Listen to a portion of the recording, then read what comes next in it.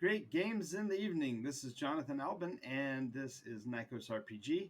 And today we're going to talk about something pretty exciting, and that is how do you vet your next game master? How do you determine whose table you're going to sit down at, and how do you put a group together anyway? We're going to cover a lot of ground today, and we're going to cover a considerable number of points that are going to be of particular note to new players. We're going to be talking about those that are returning to the game after many years and a different version is in play. We're also going to be talking about those people that are just ready for a change. The players that come to play role play games do so for a variety of different reasons, and the process and the options that are available to a player are considerably challenging, and it's difficult to find a good storyteller. The number of people who are actually pursuing the hobby from a game master standpoint are considerably fewer and farther between than the number of players that might want to engage in the game. And the number of game masters who are really qualified or really good to do the job are they're a diminishing returns smaller number than the actual number of players who take on the mantle and call themselves game masters. So today we're going to talk about how you can pick the right game master for you and your group. Now, I have to apologize. I would love it if I could not wear my glasses because I feel like I can connect better with them off, but the reality is that I have to have them to read my texts and such so that I can have my notes together for myself to make this a better video. But there you go. So we're going to say the first thing that a game master needs to have, he needs to have a sense of wonder. If the description of the game he wants to run or the adventure he would like to present doesn't trip your trigger, there's no reason to spend your time at that table.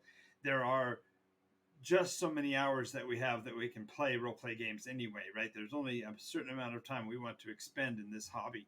Just like anything else, there's 1,000 other things to do with life. So why would you slave yourself to a game master that just doesn't trip your trigger, does not give you something exciting to be involved with? So you definitely want a storyteller who can develop and deliver on a promised sense of wonder to their games. The next thing is that I will recommend that you look at a long form role play gamer instead of a one shot role play gamer. And the reason for this is that there is a level of enjoyment that comes from a depth of character development that you simply aren't going to find in a game master who changes subjects and topics and direction and intention and intensity and thrill level. And I could go on forever. I could go on positively forever. There are so many challenges to dealing with a storyteller who doesn't string the stories together. Now, does that mean you want to pick on somebody who is going to put you on a railroad and drag you through a story?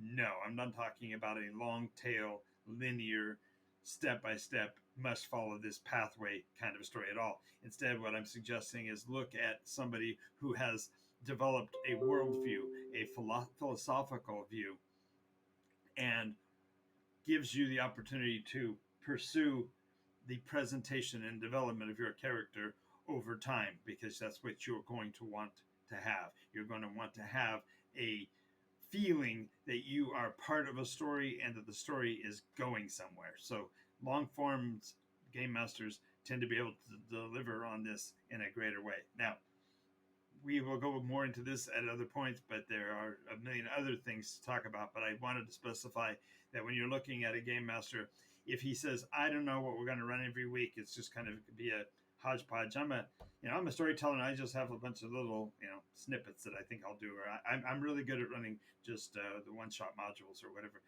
Just find a way to for yourself to a long-form storyteller, or conversely, have that game master start to develop his own story, even if it's you as the players that are driving it, because you will be more appreciative of a game that lets you play the same character week over week and develop who that personality is, if that makes any sense to you.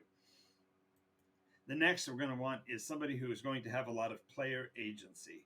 And this goes seemingly you would think it would be antithetical to a long form story, but a game that grants you as the player a lot of agency. When you, as the participant, are driving the story by your actions and your decisions, you're giving back to the storyteller the energy, the emotional fuel, if you will, to want to drive the story forward, because he's going to see your involvement and your intensity in the story, and therefore it'll become a echo chamber of excitement and thrill and fun week over week. So you want somebody who's going to give you plenty of player agency, and that means your ability to make decisions and change the story. This goes also to player inclusion. If you are in a games group and you've got a storyteller or a game master who's going to only focus on one player, or he's only going to decide that these three players are important to the story and the other characters and their arcs are irrelevant, you've already found somebody that you simply don't want to sit at the table for long. Because even if you are the one that's getting that interest, even if you're the one that's driving the story, there's a problem, a disharmony that occurs when players don't get equity at the table and they're not engaged by the game master in a fair way. So you want to make sure that the story and the game is being inclusive of all players at the table. Now, this also means you need to have a game that's fun.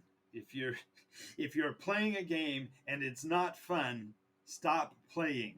That I know that sounds harsh, and it may be really tough on new game masters who are trying to get their feet under them, and they're pushing to make their game challenging and exciting, and they're still working with their balance issues, and they don't have a quality yet that's stable.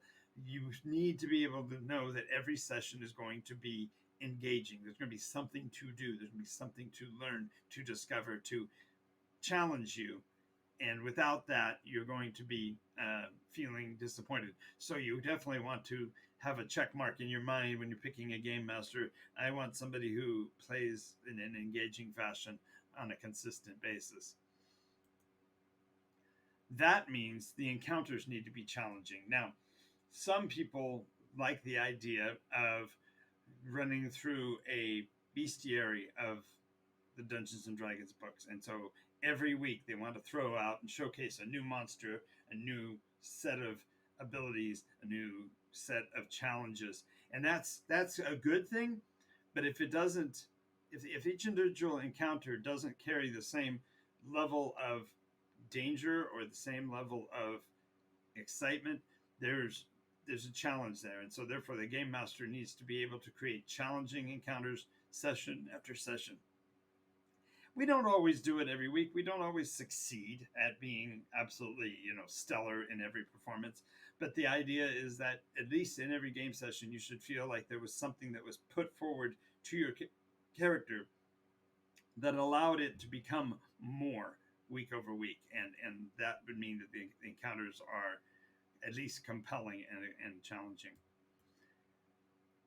The next thing is you got to have constant playability. In other words, if you are going to set up and you're going to set a schedule of committing to one session a week for 20 weeks or maybe 13 weeks of a semester at school, you need to know that when we play, it's going to be play. We're not going to be sitting around going, well, what do you want to do? No, I don't know. What do you want to do? What kind of counter do you? That's too much work to be enjoyable. So you should be able to say, okay, we're going to play consistently and we're going to be playing constantly. And therefore, every session, there's something going on so that the players feel that continuity. Does that mean that every week is the same? That every week is, kill the monster, take the loot, sell the stuff, and leave? No, it just means that there's a consistency to the experience that you as a player get from the game. The ambiance, the feel of the game has a consistency to it. And this, of course, leads to, jump the button there. Oh, my button's changed order on me. Next is a level of professional quality. Now, this means just simply an understanding of the rules mechanism that is being used. If we are playing Dungeons and Dragons 5th edition, then any challenges or contests within the game should at least match with the way that game mechanic works, so that there's not a level of experimentation that causes a disconnect. One of the biggest challenges to maintaining a good role playing environment is to maintain the suspension of disbelief. The idea is that if we're not professional, if we're not consistent with our play environment, and we're not able to hold that professionalism, you're going to have problems. And that includes even player versus player conflict. When those arise, when there's difficulties between the players, the game master needs to be professional enough to be able to answer any conflicts and bring those situations back to the table so that people can play through them. And then, I'm missing one. There we go. And the final is that there needs to be a manageable availability by that storyteller. If the game master can't commit to a dedicated time per week, time per month, time for whatever your periodicity is, he's got to be able to manage his availability to make sure you are able to have fun and connect with the game every week. Now, I say all of that to say this. Real life is for those who can't handle good role-playing encounters. And if you want good role-playing encounters, you need to have a story being told by a great game master. And I am telling you all of this because I believe firmly that there is a mechanism, there's a way to be able to choose game masters properly by using this checklist, by knowing that the person is bringing a sense of wonder to his story, that there is a long form to it so that your players can evolve and develop along their arcs within that framework. If there is plenty of player agency and there is inclusion so that the person playing feels comfort and secure in their role and are able to really grasp what's going on in the game. When the gameplay itself is engaging and the encounters are challenging, you are creating an environment that you will want to play in again and again and again. And this leads, therefore, to the understanding that your game master is providing a professional quality product with consistent availability that you can depend on week over week. And with this as your checklist, you can be confident in your choice of your next game master. And I challenge any of you out there that are game masters, if you are wondering why your game groups aren't holding with any kind of stability, if you're wondering why players are leaving your table, maybe you want to take a look at this checklist as a self-assessment.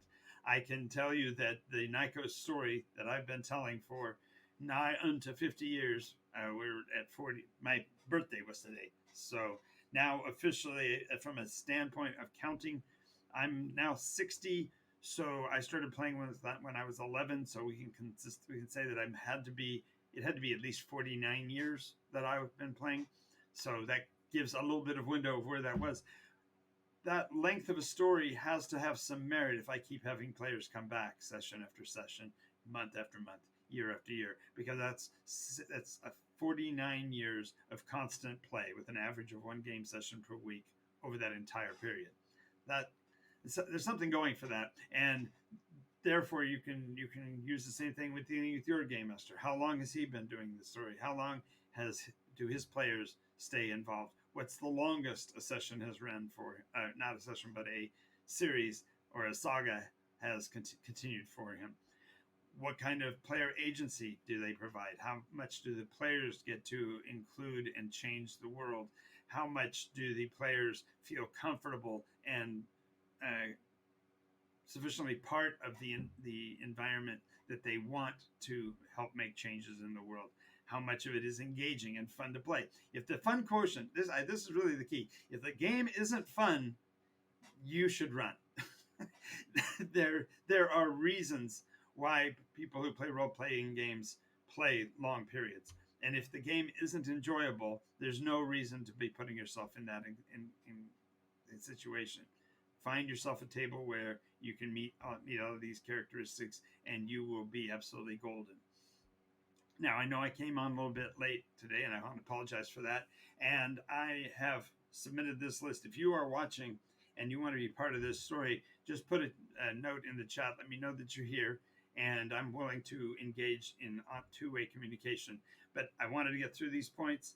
I'm going to be doing a verbal closeout for this, and then we will continue with the show for tonight. So, alrighty. So, if you've watched this and you are a new player, a returning player, or a just ready for a change, I would consider that you check out your recent game masters and see whether or not they are meeting these kind of things. And this gives you sort of a checklist for their session zero. If at the end of their session zero, their answers aren't sufficiently check mark yes, check mark yes, check mark yes, then you may be looking at a table that you want to avoid. And I don't mean that to be harsh to game masters.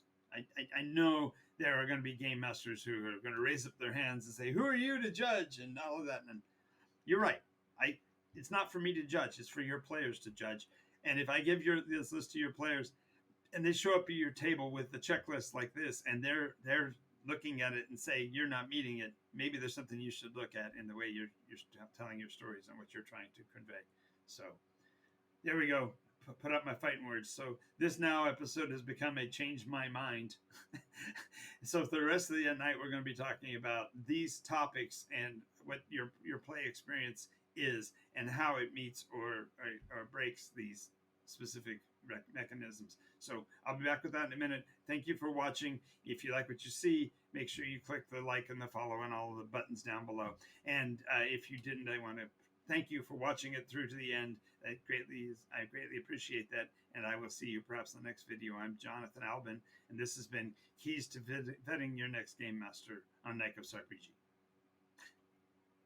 Okay, so welcome everybody. Now I can let my collar up. I can relax a little bit, and we can just talk. I will be staying on these topics, so to speak. So I'll be leaving them on the screen while we talk. If we end up going in a far different direction, I may eventually change some of them. But let me know your feelings about the comment that real life is for those who can't handle role-playing encounters, because there are people who think that role-playing is a waste of time, and I would love to discuss and debate with them about that, because I believe there's nothing better than role-playing games to increase our ability for communication and interaction. And perhaps I'll take a little bit of time to describe who I am and what I do. I have been game mastering, as I've said, for 49 years, and that's a long damn time to be playing games. Most people don't have a career path like mine, so I have to credit the world that I was in. I've had a ton of different careers. I have been an air traffic controller and a microwave antenna installer and a cellular technician and a truck driver, and I've owned businesses from lawn mowing service. It wasn't really landscaping. I was just a kid at the time, 12 to 16 years old. But I owned a lawn service, and I owned a window washing company and a delivery service, and a bunch of different little things like that. I've been a dispatcher for a trucking company and so many. In the recent past, I was the marketing director for the Game Manufacturers Association, dealing with every publisher of a card game, board game, miniatures game, role-playing game, any tabletop game. That was in the 2000s, and then I was also the tournament liaison for the Yu-Gi-Oh! Trading card brand for a bunch of years. And I've been an author and published writer and a ghostwriter. I have written 300 plus books in the last 10 years, and I'm a game designer, and I've got a couple of published titles to my credit, including the NycosRPG. And of late, I'm a writer and a professional game master. So with that kind of a pathway, the number of years that I've been a game master not only was a great credit to the hobby as far as something for me to do for that period of time, but it's also a really useful method for gaining public speaking skills and the like. So I just realized we may be having sound issues, but I've done that before, so I don't know if this will change anything or not. But we will switch over to my headpiece, my earpieces. Alrighty, so I'm here for the long haul tonight. I've dedicated myself to staying for the entire period, and maybe it will mean that I'll be filibustering and will perhaps get out one of the rule sets for NycosRPG, one of the chapters, and go over it. But in the meantime, if there's anything you would like to talk about or any of these points that you agree with or disagree with, feel free to leave me a comment in the chat box. If you are seeing this on YouTube, this portion will be removed, so you won't be seeing this on YouTube. So there you go. So let me know your thoughts. Let me know what's going on in your game world. What kind of barometers have you used in the past in determining who your storyteller was? And if you're a game master and you disagree with any of these points or feel that there's something that needs to be said, feel free to hop in and let me know what you think about that as well. I know that brand new players have a hard time picking new game masters because they have no idea. They see something about role playing on a popular television show, or they have caught a few episodes of live action role play on or not live action, but live role play games on the internet, or they're perusing this Twitch channel right now and come across a discussion and pick up some curiosity about it, and so they're looking, out there in the world for a new group. And I didn't do the call to action, I suppose, that I could have. I could have said, if you want to play at my table, there are several options. So I'll go ahead and say that now. If you want to play Dungeons and Dragons, or if you are wanting to play, let me rephrase that. If you want to play the new NycosRPG system with the designer, we play at the game store in Redlands, California, Board Games Paradise, Mondays and Tuesdays starting at 6 p.m. That's the best way to experience the game in face-to-face play and have an opportunity to ask all kinds of questions about the system and how it came to be formed and all of that. That's Mondays and Tuesdays in Redlands, California at 6 p.m., playing until about 10 o'clock on Mondays and 9 o'clock for certain on Tuesdays. We often get opportunities to go beyond that, but that's more of a watch the clock kind of a night. If you want to play with the NycosRPG group that helped me get it started, we actually, that began this iteration, we play on Sundays, and that is for Patreon members only. So if you are a game player and want to be part of that group, you can join the Patreon at patreon.com/Nykos, NYCOS, like the logo says up here, without the RPG, just Nykos on Patreon.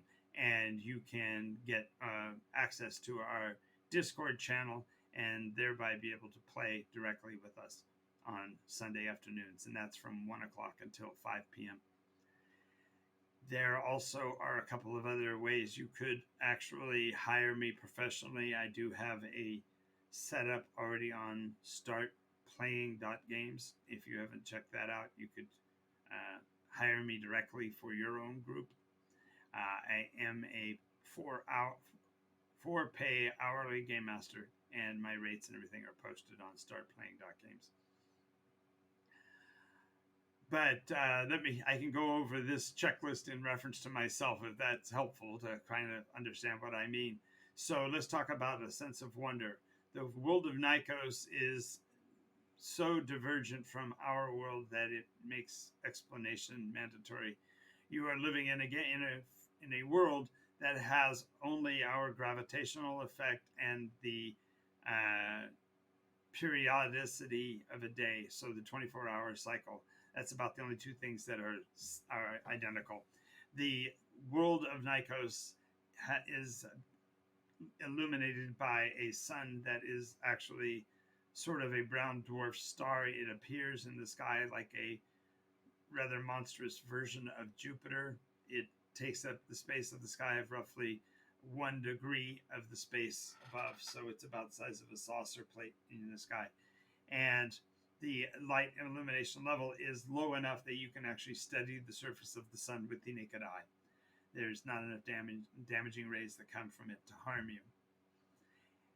The sky itself appears to be a mauve or purplish color. If you guys seen some of the backgrounds I've used, depending on day or night, the sky is either deep purple or kind of a pale mauve color, depending on what hour of the day it is. This therefore leads the photosynthetics to operate in a funky way, so the grasses are more on the yellowish color and yellow grades of color, and the waters, when you're seeing the water with its photosynthetic activity going on, actually appears to be reds. It in the shallows, water fundamentally takes on the appearances of champagne or rosé wine, and in the depths it becomes red almost to the burgundies or maroons, and in the very deepest of water it's perceived to be virtually black, and hence water that is far off the coast, and literally in the areas where the coastline is no longer visible, the waters are known as the black waters. So with those descriptive differences, you're already talking about a world that's far and away a different place from here, and the physics of the world don't always work the same. There are certain mechanical things that work in opposition to what you might think, and so there's a sense of wonder literally in every day of living in the world of Nykos, and there's something always to learn and discover. As far as a long-term story, the shortest version of describing it is to say the Nykos story is a 12,000 year saga that took 50 years to create. So the players have been playing for virtually 50 years consistently and have developed a 10,000 year arc in the process. And therefore, that time arc leads to exploration that allows you to discover Easter eggs and mysteries that were left by people who played when I was 11 years old, when I was 15, when my son was 5, when my son was 15, and so on. There have been all these different iterational changes that have created a very fertile universe to explore. In terms of player agency, each iteration, each arc of the story is resolved by player action specifically. The storyteller, I've only built a framework and a outline of prophecies. It's up to the player's interpretation and exertion of what they perceive to be in that interpretation to decide how the world turns out each iteration. And so sometimes there's big victories. Sometimes there's world-changing cataclysms. Sometimes the players do everything, quote, right and change the world the way they want to, and the world goes through a golden era. So it's player involvement that matters. And player inclusion, well, I've been game mastering for 49 years, and I average between 3 and 9 games groups per week for virtually that entire period of time. So literally nearly 10,000 people have played in the Nykos game realm at some point for some period of time, whether it be 1 or 2 weeks with a one shot that they popped into, or somebody who stayed with the campaign throughout an arc. Now, to be honest with you, in this last iteration, the 8th iteration, was the first time in all of the time that I've been a game master that players actually began the arc and survived as characters to the end of the arc. And in certain cases, the player survived, but the character didn't. The characters progressed, and they played multiple characters within the arc. Or conversely, they played one character all the way through the arc, reached their terminus within the story, and passed out of common usage, but their story still remained for the rest of the arc. As far as engaging play, I've had games groups as large as 17 players per session for extended periods, 6, 8, 16 weeks at a time. So there's definitely engaging play for the players to come back. There's a recidivism. I have players who have played in one iteration, gone and lived their lives, came back, 3 iterations later and joined into the campaign with characters that had either completed their arc and therefore are instrumental in letting the players know what had happened in the past and could happen in the future, or they are players who have um, come back and started whole new characters. And so the fact that I have players that come back session after session and season after season and iteration after iteration is a testament to how much engaging play there is in the game and how much inclusion there is, because it doesn't matter to me. As far as constant playability, playing every week for 48, 49 years as an average, and yes, there were weeks that I didn't play. There were, heaven, shall I say it, there were months that I didn't play. But during COVID, for example, the entire period of COVID, I was running 9 sessions per week to make sure all the players that I had would have stuff to do and keep them entertained and interacting with the world throughout that traumatic period. This all points to a engaging play mechanism and constant playability. They know that they can be a part of it session after session after session. As far as professional quality, I have run games for people from Hollywood. I've run people from professional backgrounds. I've run games for high school kids, for college graduates, for PhDs, candidates and PhD finalists, that kind of thing. So, as far as whether or not I have the professional qualities or professional chops to do this, I would say that I've got that. And I'm still gainfully employed by several different groups as professional game master for them. So these things suggest that I might be carrying that. And then finally, manageable availability. My schedule is an open book. You can see where my broadcasts are. I run at 9 o'clock at night and 11 p.m. at night. And other than that, there's pretty much open hours. I have writing obligations as well, because I am a professional games storyteller and I get paid for creating modules for several different locales and stores, and I've written even custom games for store owners. So, and that's talking about actual full-on games, not just role-play mechanisms. But I'm only using this as an example of what you might want to look at in the games groups that you get involved with, that you're going to want to look for these kind of characteristics. And while I do like to toot my own horn, I learned a long time ago that if you don't know how to toot your own horn, they won't let you play in a band. And so I'm not doing so as a sign of arrogance. I'm doing so to let the players know that it's possible. So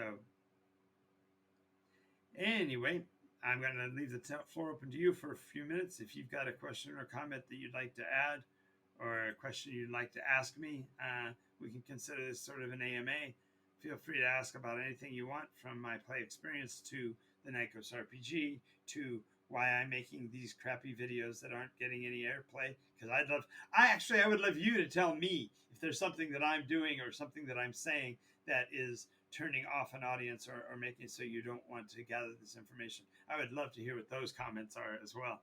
And I know nobody wants to say bad things, and if they are, they or get the label of troll. But I just want to make it clear that if you leave a comment for me, even if it's a disparaging one, I will answer and I will respond to it. So, alrighty, so we are at 9:47, 13 minutes before the hour. If there's any questions you'd like to ask, this would be the time to do so. I'm going to take a short instantaneous break to get something to drink, and I'll be right back on the air. So.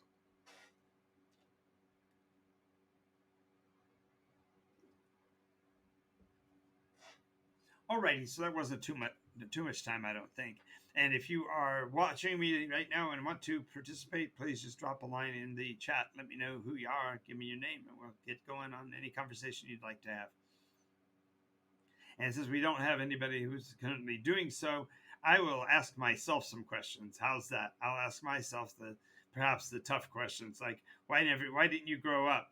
Why didn't you go get a real job? Well, great question. Thanks for asking why I didn't get a real job. Well, the reality is I've had a lot of real jobs. I rattled that off a minute ago. I was in the Air Force for 8 years. I owned a trucking company for about 10 years. I have worked for major corporations like Yu-Gi-Oh's Konami Digital Entertainment Incorporated. I've worked for nonprofits like the Game Manufacturers Association. I've worked fast food. I've worked pizza places. When I had kids at home, I was never a day without quote gainful hourly employment for the most part. I constantly was running to make sure that I generated the revenue to take care of a family. My then spouse ran her own business as well. She was in the Tupperware field and went on to become number 11 in the nation during the hardest part of our lives when we lost our daughter in 1997. And that changed the trajectory of my life and made me really have to consider what was important in life. And I decided that let me restate that. I had already decided that happiness was critically important. My parents had been in a constant conflict throughout my growing up years because my dad wanted nothing more than to be happy and my mom wanted nothing more than to be rich, and those two don't always line up. And even if you are doing well economically, your happiness can suffer. So they wavered back and forth, and I determined that I was simply going to choose the path to be happy. And I realized the real secret, and I've taught the secret, by the way, and I can teach you if you're not aware of it what the secret to happiness is in the world. And I've done it, and I've said it before, and I'll say it again. You bring your happiness with you. One of my recollections was of a young lady who was on the America's Got Talent show. And if you've heard me tell this story before, you're probably rolling your eyes and going, oh, great, it's the Nightbird story. But this young lady went by the name of Nightbird for her performing act name. And when she went on stage, she announced to the judges that she had stage 4 cancer throughout her body and that she was slated to have less than a year to live. And yet she was there performing on America's Got Talent. And of course they asked her, why are you doing this? And her answer was the most powerful thing I had ever heard in my life. And to this day, I kind of hold to it. And I'm probably going to bastardize the quote. But she said that life is too short to decide that you have to get things in line in life before you decide to be happy. And I know I just botched that, but she was saying that it makes more sense to make the decision to be a happy person and then live your life with the ramifications and repercussions of that, rather than go through life being less than happy and then wish for that happiness later. Because if you're waiting for everything to be right, you don't have enough time. And this young lady's life proved that. Now, she was in the competition and they hit her with the golden buzzer and they were going to give her all the opportunities she could. And she didn't even survive to the finals of that year's competition. She passed away. And that quote, if you get a chance to go onto YouTube, I know I'm giving credit away to somebody where I could be putting a link and driving traffic to it, but there's the performance of Nightbird is so powerful. You need to go see it, because she says life's too short to wait until things go right to decide to be happy. And that's been my mantra forever. And so even with the devastating things that have happened in my life, which I could go into and I have in the past, I have the loss of a daughter. I have a fire burned up most of my belongings, including a 700 board game collection. All of my Magic cards, or the majority of my Magic cards, were destroyed. It was awful. But and then my sister died of cancer. My second sister developed alcoholism, in part from her own life, but also in part from the loss of my sister. And then she passed away, but she told her family not to tell anybody else that that had happened. So my dad passed away, not knowing that his daughter had already died, and on top of that, then he passed away, and so my mother had passed away years ago, so I might just been boom, boom, boom, boom, boom, and now I'm in the place where I can be able to be me and say what I want to say, and these videos go, and I'm sure this portion of my video might get more viewers, so I may have to just clip out this part. But the reality is that it's too important to do what you can to be a happy person before you make it to become the successful person, because happiness and success are not directly correlated. And if you're waiting around until you are completed with all the difficult parts for you to decide to be happy, you're permitting yourself to suffer when you don't need to. So yes, all things come to pass, all things change. There's no consistency in the world. That this too shall pass is a common statement. And there are moments when I'm not happy.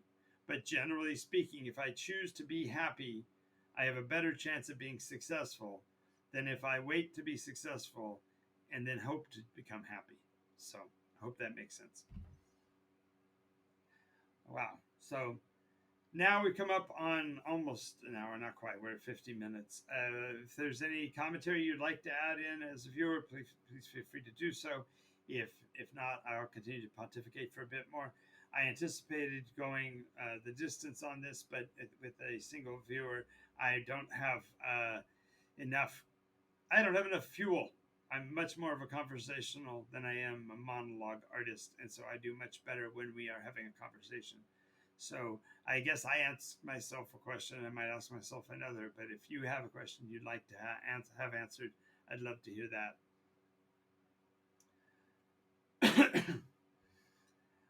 So,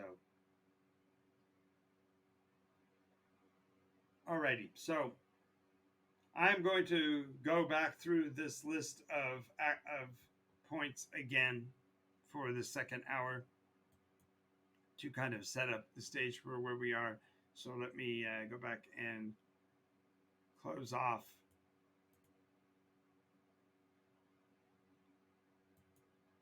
these light switches.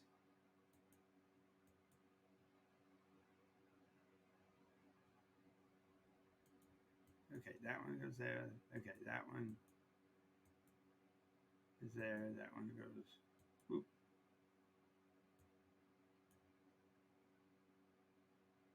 So we'll play with the buttons for a minute. In the meantime, if you have any comments you'd like to add, feel free to do so while I play with my screen here.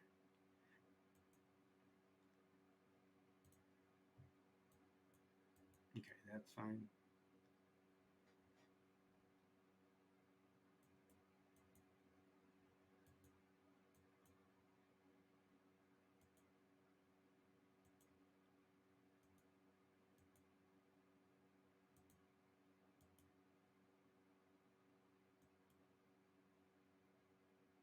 Alrighty. So here we go. Hour 2 of the show. Welcome, welcome, welcome. I am Jonathan Albin, Nycos RPG. This show is specifically the keys to vetting your next game master. And the show is set up to cover a wide array of topics. We are going to be, that's very funny.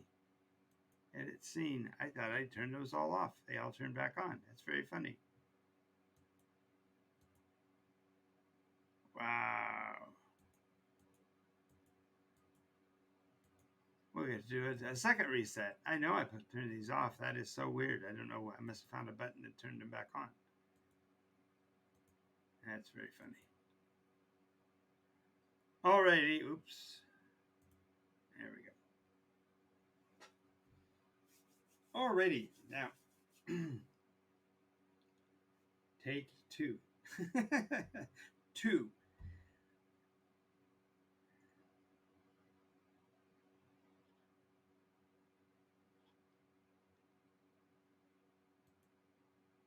Alrighty. Welcome to NycosRPG, everybody. I'm Jonathan Albin, and this is NycosRPG. The episode today is Keys to Vetting Your Next Game Master. And if you are a roleplay gamer, you know how difficult this can be. This matters whether you're a new player, a returning player with lots of games experience but not recent participation, or maybe you're just ready for a change from the storyteller or game master you're currently playing with. This episode is for you. Helps you to figure out who to have run your next game. And many times we don't think about having an opportunity to choose this because we know there are so few game masters out there and beggars can't be choosers, right? Well, they can be. You can actually determine which game master you want to play under, and the best way to do that is to have a sort of a checklist to use when going over that games group with that game master at what they would consider to be their session zero. And while some would argue that this is a bad form because you're saying that you're going to go and play with them in one session and perhaps not come back to the game, it still is a way for you to gain the information you need to know which games master to play with. So the first thing I'm going to recommend is that you have a game master who develops a sense of wonder from the very first thing he talks about in his game adventures for you.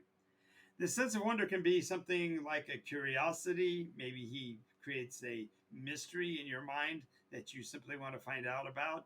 Maybe he talks about and I use he, by the way, I'd use he only because I am speaking in generalities. He is a term that I use to refer to guys and gals in terms of singularity, but I'm saying collectively. So a storyteller, for example, by pronoun use, I am saying that a storyteller is a he, not necessarily that the storyteller is male. I'm just clarifying, okay? So maybe the storyteller builds in you a sense of wonder. If he doesn't, if what he says he's going to do as a game master doesn't blow your skirt up, if he doesn't cause you to be interested in the story, that's a red flag. You need to know that the game is something you want to be a part of. If he comes off telling you about the story and your eyes glaze over and you feel like you're going to fall asleep before you even get started, maybe don't even bother taking the time to go and expect it, because now it's granted you want to be fair, and if you think the person's got a shot, then give him an opportunity, but just realize that you need to have a sense of wonder in the game, a sense of mystery and a sense of challenge to want to be involved with the game session. Now, I recommend, this is a recommendation, this is not a hard and fast rule, but I recommend consider game masters who propose a long form storytelling mechanism, because players in a role playing game want to develop their personalities of their characters. They want to develop the skills and the direction of their trajectory within a story. It's far easier to do if there's a long form story against which to set your characters. So look for or prefer the long form storytelling over the short bursts.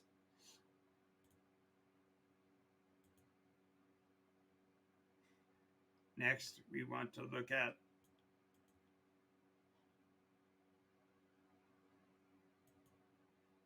player agency. If the game master basically tells you that you're going to be following a story that he developed and that your characters are going to be part of his legacy or his destiny for his table, and that he needs you to play critical roles and wants to limit what character class you're going to play, what species you're going to play, whichever name characteristic here. If a game master is trying to dictate that to player and restrict your player agency, be aware that's a kind of a red flag too. You want a game master who's going to let you play the character that you want to play, and it will expect that player to advance and develop over time. And this can really only apply if there is plenty of player agency within the game frame, and that the storytelling is long enough form that it makes sense for them to be some kind of enforcement of that. There needs to be inclusiveness, and I'm not necessarily talking about the gender issues of today, but I am talking about the inclusion of every player at the table. If a guy or a gal sits down to play a game at my table, I'm going to be listening to their input, and they're going to have an impact on how the story plays out over time.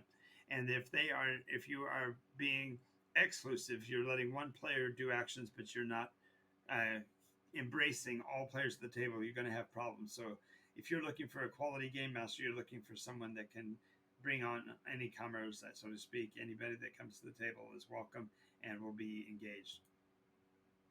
And that means you've got to have engaging gameplay. If you're not having fun, if we've gone this far through the list and you're not still having fun at the session 0, then maybe it's not a fun table and maybe you don't want to be involved. The idea here is that the game's got to be fun and exciting.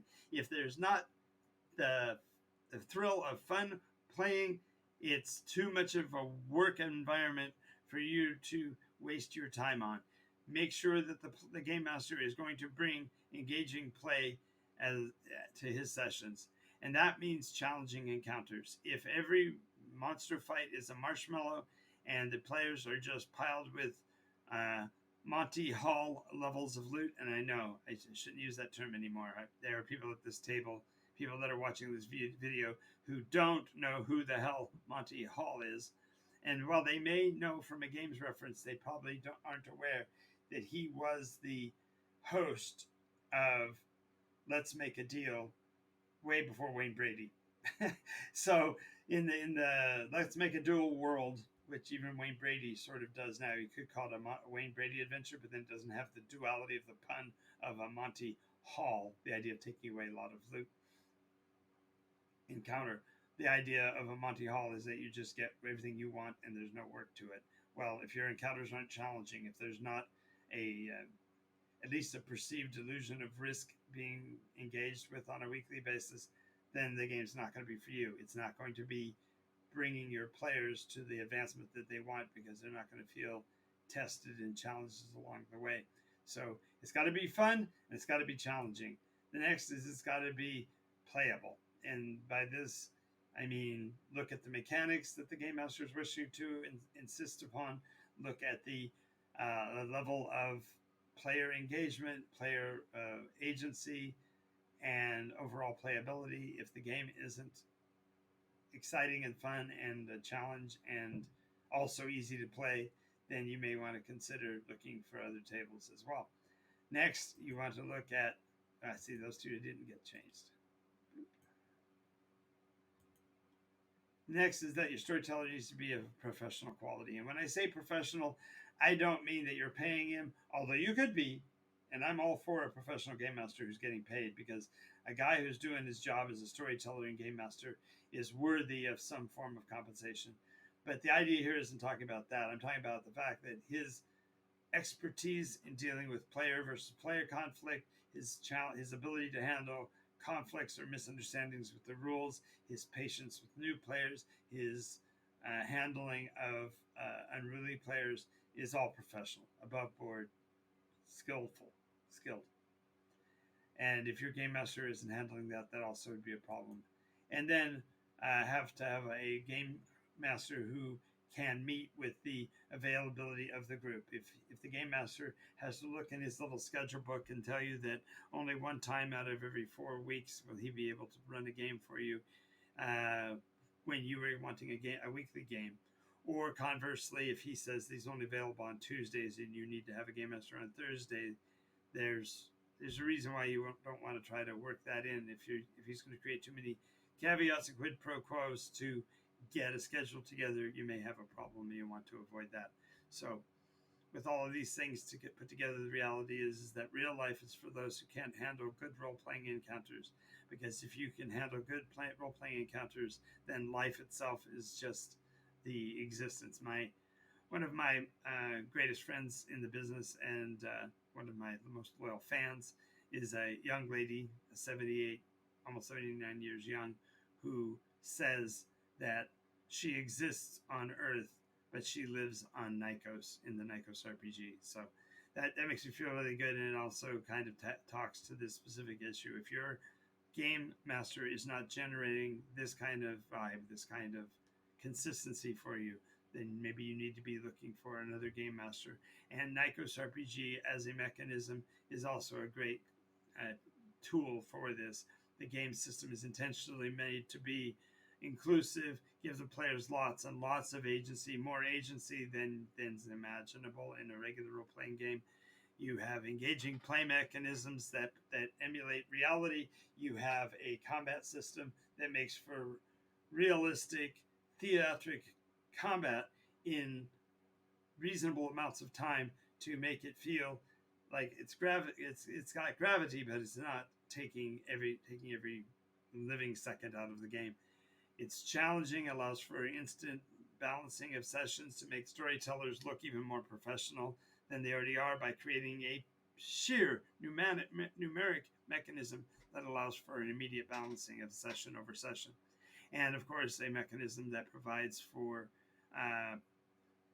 pick up and put down that's relatively quick. You can generate a character in less than 30 minutes. You'll be playing in less than an hour from original opening of the first book. So all these things are reasons to consider playing the NycosRPG, and will serve you well if you are getting with a new game master to see whether or not he would be a possibility of engaging with the NycosRPG.